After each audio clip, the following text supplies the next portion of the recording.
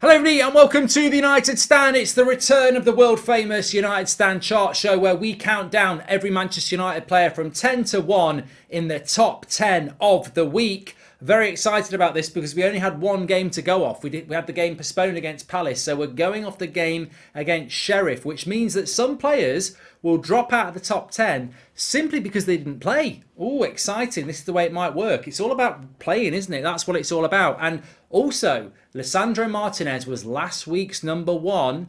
The tipsters are saying we could get our first number one that stays at number one for more than 1 week. Maybe Lisandro Martinez will do it. I don't know. I'm not so sure about that, but let's get into it. This week's number 10 is David De Gea. He's fallen actually 2 spots. He's actually fallen, 2 spots. He was last week's 1 spot he's fallen actually. He was last week's number 9. I'm looking at the wrong list. Last week's number 9 is this week's number 10. David De Gea is not doing anything wrong. I mean, look, if Dean Henderson was a United player, he wouldn't even make the top 30 at the moment. Have you seen him? Bloody not doing very well. But David De Gea is not doing anything wrong. His game is actually improving under Erik ten Hag. For the members who watched the latest video where we compared De Gea to Ederson, Alisson and Henderson so far this season, you can see that his passing is getting better than last season, even though people don't want to give him the credit there.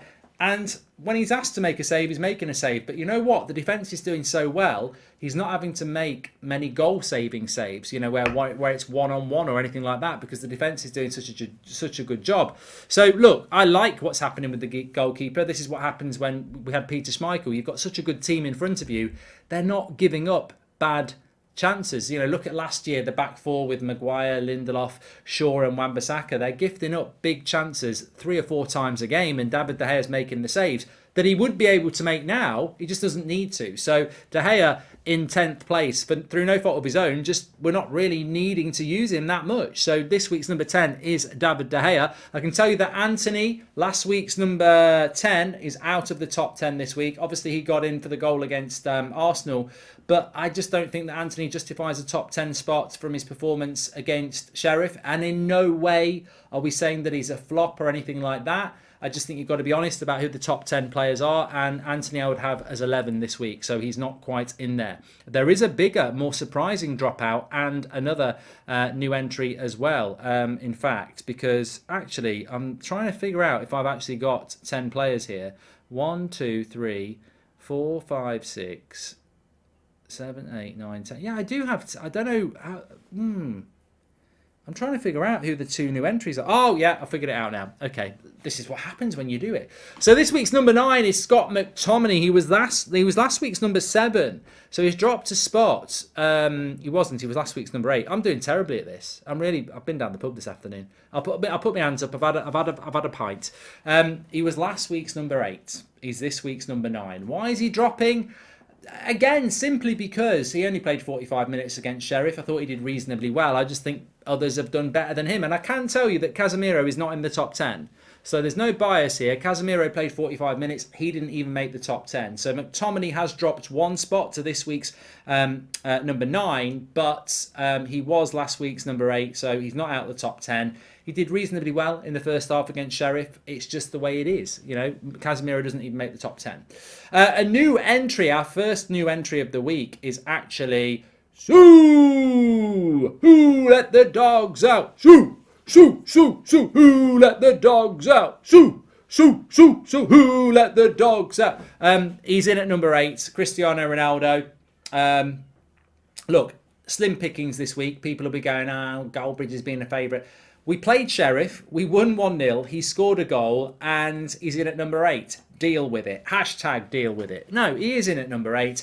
I think that Ronaldo, on Thursday night, the effort was there, the energy was there, the smile on the face was there, and I think it's something to build on. I don't think he's back to where he needs to be at the moment, and I think he would admit that.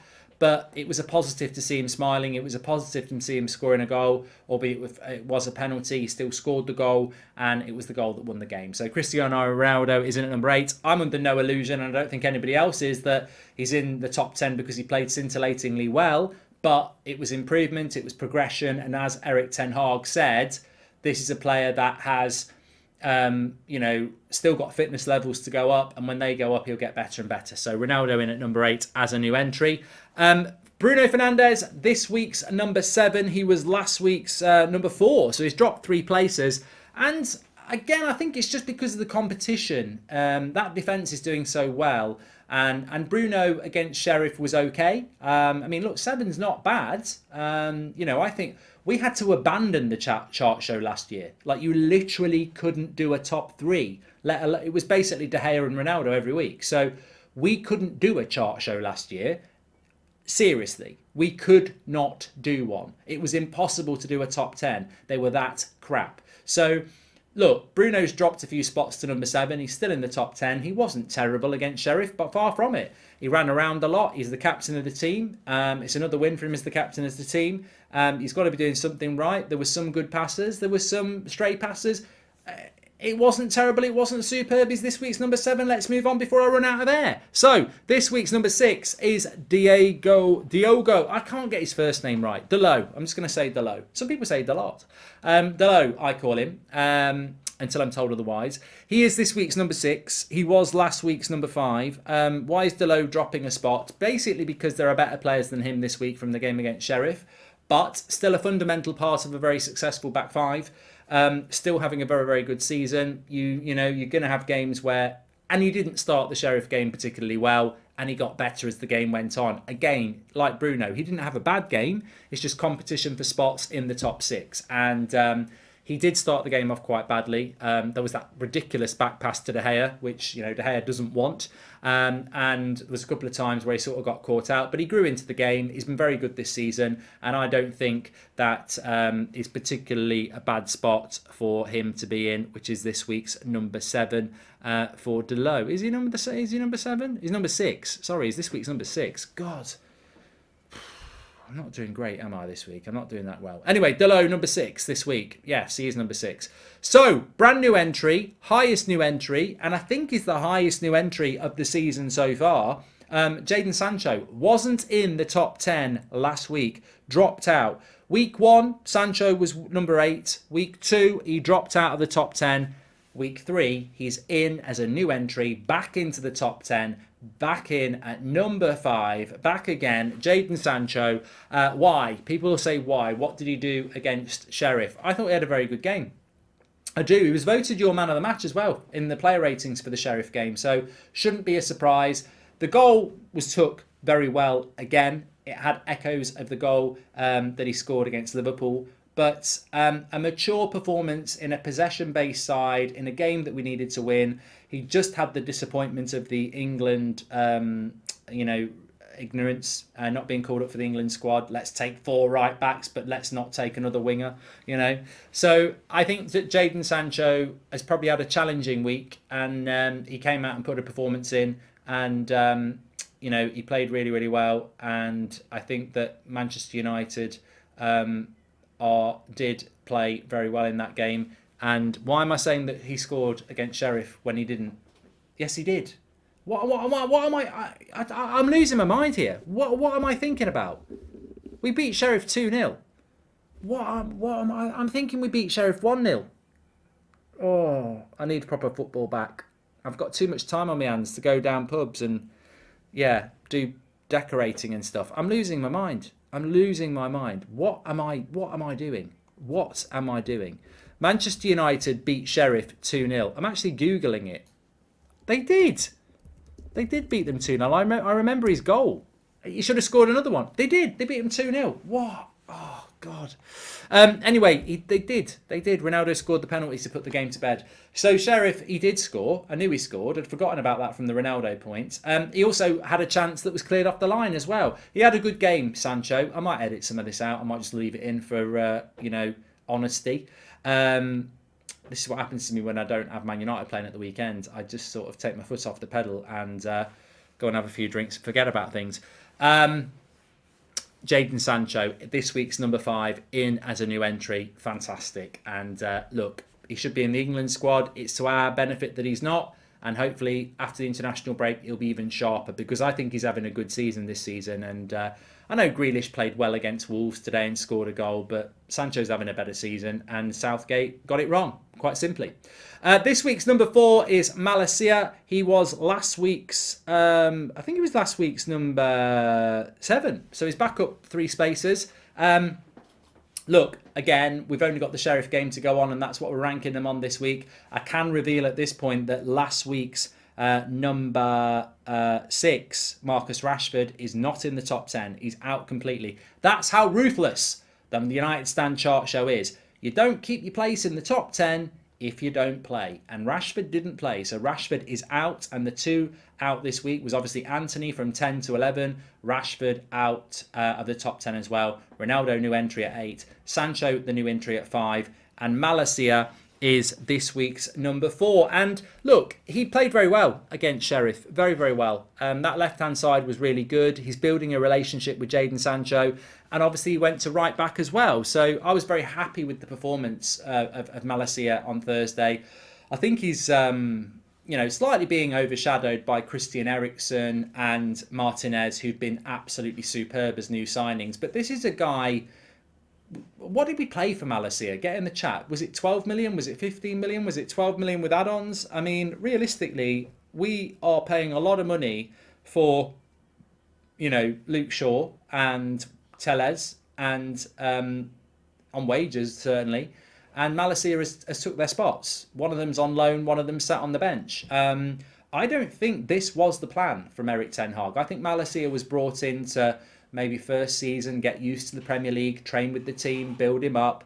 And obviously Luke Shaw started the season against Brighton and Brentford, and yet it's MALACIA who is now the number 1. And when Delo gets taken off and Luke Shaw comes on, he goes and plays at right back. So I think he deserves a massive amount of credit. He's steadily doing his job. He's clearly well liked within the squad, and he's clearly confident and capable of doing more than one job. And I think he's been, a revolution. So he's back in this week, and he's back up to number 4 from 7 last week, which is he was number 4 on the opening week as well. So week 1 he was number 4. This week he's back up to number 4 again, and thoroughly deserves it. Well done to TYRELL MALACIA. This week's number 3 is last week's number 2. Christian Eriksen actually drops a spot to number 3 this week. Could have been a contender for number 1. I could have been a contender, Ma. I could have been a contender. He is this week's number 3. I say he's dropped to number 3. I mean, okay, you're dropping a spot, but you're still in the top 3. Christian Eriksen's had an interesting journey. He was number 5 in week 1. He was number 2 last week, and this week he's number 3. Why is that? He played well. He played well against Sheriff. He is fundamental, intrinsic, and the complete conductor of that midfield. He is the only player that can link the midfield with the attack. If he gets injured or we don't pick him, we will notice a big difference. Free agent, what a signing. I'm surprised more clubs didn't want him. It's not like it was a shock that Christian Eriksen can come into a team and do what he's done. He was brilliant at Brentford last year. We were very fortunate to be able to get him because of the free agent thing. And look, many people would say he should be number 1. He should be number 2. He's this week's number 3. Mr. Consistent, and yeah, very, very happy with him, and I can't be more positive than that. And I think he's getting loads and loads of plaudits from fans and the media and ex-players, etc. Everybody's giving him the credit that he does deserve at the moment, and I don't think when we're doing these chart shows after the international break, someone like Christian Eriksen is going to be dropping out of the top 5 very often. I think, unless he's not playing or he gets injured, which I really hope doesn't happen because he's so important to the team. Mr. Consistent and a very high level, and just in comparison to a Fred or a McTominay or a Bruno, he is just so good on the ball. Like, he does the simple things well, and he knows why he's doing it as well. Like, I think sometimes you can say to a player like Fred, when you get the ball, pass it here, pass it there. But I think Eriksen doesn't need to be told to do what the ball with the ball. He knows what he's doing, and he does it ridiculously well. So he's this week's number 3. And the reason he's dropped a spot is because I'm putting Varane back in at number 2. I think you know what that means. But Raphael Varane, Ten Hag said it after the Sheriff game, and I thought, you know what, he can't just stay at number 3. He's got to move up. Christian Eriksen's been brilliant. Varane has got to move up this week because Ten Hag has said what we've been talking about for a while. I could never understand why Maguire benched Varane. I'd love to. I'd probably ask Ten Hag why that happened, and I'd hope he'd say he just wasn't quite fit for the start of the season, because it was never logical to. And it's not. I'm not having a pop at Harry Maguire here. I'm just saying that comparing Harry Maguire to Raphael Varane is like comparing Shea Adams to Erling Haaland. They're just there's just different levels to this game, and Varane has shown that. He's come into that team. We've won 5 games when he started. We've only conceded 2 goals. Ten Hag mentioned how he's the leader and the coordinator of the back four. I mentioned this a couple of weeks ago. You can see that Martinez massively respects Varane, and you can see that Delot does as well. That you can see that they know he is the Don of that back four, and yet they're all thriving in it. They're all communicating, and although it's very obvious who the number one's going to be, I don't think they could be if they didn't have Varane.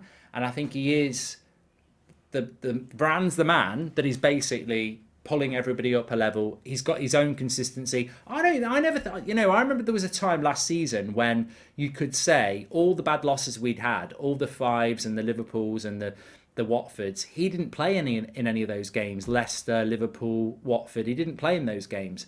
Obviously, he did play in some of the games towards the end of the season under Rangnick where we got smashed, but he had a bad season where he was injured. I don't think he really had a bad season as a player, but now we're seeing the real Varane. Where you put him with competent players, you see the real Varane, and I think he's been fantastic. And I don't think he's an unsung hero. I just think that this week's number one, and number one for 2 weeks in a row, Martinez, is number one because he's not Raphael Varane. If Raphael Varane's not number one because we know what Varane is. He's won a World Cup. He's won 4 Champions Leagues. He's one of the world's best centre-backs. Martinez isn't. And yet, and I think that's why I and many others are championing Martinez a little bit more than Varane. Because with Varane, it's amazing. But it's like, well, he is world class. Martinez is on the path to that. And in many ways is exceeding expectations. He's only been in the Premier League for a few weeks, and he's playing fantastically well. So much of it for me is the fact that he's left-footed. The balance he brings to the back four, which we haven't had. We've had a right-footed centre-back playing as a left-sided centre-back for a couple of years now. And he's also got that tenacity. He's a fan favourite, determination, concentration, technique. I love it when he brings the ball out from the back four, or when he reads it and steps out from the back four. That takes confidence. He's got that in buckets, and he thoroughly deserves to be number one for the 2nd week in a row, because again against Sheriff, and I don't think that I think I'll get proved right on this. I don't think Sheriff are a bad side, and I really am expecting them to take points off Sociedad. They're not a bad side. They were fast, they were energetic, they were tenacious, and they never got a look in against our back four. And a lot of it was to do with the Varane-Martinez partnership, and that is why Varane and Martinez are the top 2 this week. And Martinez retains his number 1 spot, because really, has he done enough to lose it? No, he hasn't. He was very good against Sheriff again. And the great thing about Varane and Martinez as well is leadership. That team is providing the platforms for the wins to come in as well. So smash a like on the video. He's our first number 1 to stay at number 1 for 2 weeks in a row this season. And look, who would say when we come back for the chart show after the Man City game in a few weeks' time, he won't hold on to it again. That is the big test, though, isn't it? Can this defence, can Varane, Martinez, MALACIA, all in the top 4, can they be in the top 4 after that Man City game? Because that is going to be the big test for this defence, who I think have passed enough tests. They've played against Liverpool, they've played against Arsenal. Away games against Man City and Southampton were different, but this is the one where people are going to go, this is their first real test. And I just want to say it right here, right now. It's not their first real test at all. That is complete nonsense, and we need to be careful about that. I said it on Thursday. If they play badly against Man City, they don't get dropped for Lindelof and Maguire. They've more than got enough money in the bank to be forgiven a bad game. And this is not their first real test, because we've seen our defence over the years lose to Huddersfield, lose to bloody Newcastle, lose to Leicester and Watford. We're going to play the champions of England for the last 2 years at the Etihad with one of the best strikers in the world. This is not their first test. This is their biggest test. And this is, they won't have a test as hard as this. I don't think Man City away, I don't think there's a harder fixture in the Premier League. I mean, Liverpool is a different test, but I don't think there's a tougher team to play with a better midfield and a better striker in the Premier League. So I'm looking forward to it, but I don't think we need to build it up that it's their first test. It's their biggest test, and I think they'll be up for it. I'm looking forward to it. Anyway, smash a like on the video for Martinez. He is this week's #1, and looking forward to bringing the chart show back after the international break. But Martinez will stay #1 over it. Thanks everyone for watching. Smash a like on the video. Make sure you subscribe, and I'll be back tomorrow morning. If you want to check me out, I'm on TalkSport tonight as well with the Mark Goldbridge show between 7:30 and 9 o'clock, and they have a YouTube channel where you can watch it live as well. I'll speak to you all in a bit. Thanks for watching.